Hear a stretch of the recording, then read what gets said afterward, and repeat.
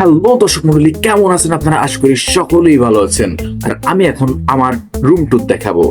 আমি কিভাবে আমার যে রুম আছে সেখানে আমি কিভাবে ভিডিও এডিট করি এবং ভিডিও তৈরি করি।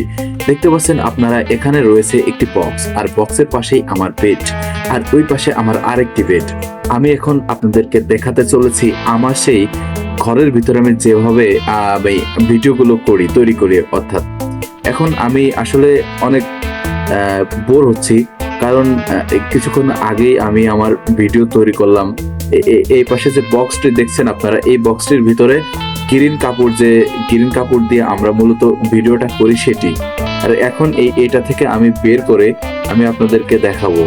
আর এটি হচ্ছে আমার মনিটর সেটআপ, পিছনে চেয়ার, তার পাশে দুইটা বেড এবং এই পাশে জানালা।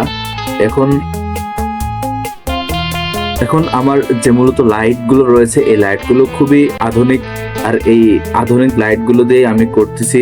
এই যে আপনারা দেখছেন একেবারেই সস্তা লাইট, আধুনিক বলছিলাম এর জন্য, আপনাদেরকে হাসানোর জন্য। এখন এইখানে দেখতে পাচ্ছেন আপনারা অনেকগুলো স্ট্যান্ড রয়েছে, এই স্ট্যান্ড গুলো দিয়ে আমি ভিডিও মূলত করে থাকি। এই স্ট্যান্ড গুলো আসলে বর্তমান সময়ে খুবই সস্তা, আর এইগুলো আমি কিনেছি লোকাল মার্কেট থেকে।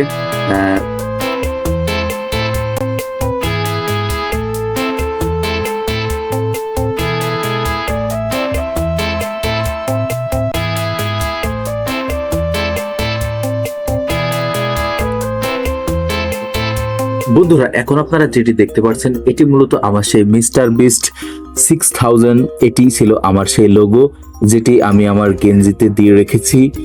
আপনারা দেখতে পাচ্ছেন এটি আমার সেই অনেক পুরাতন ভিডিও।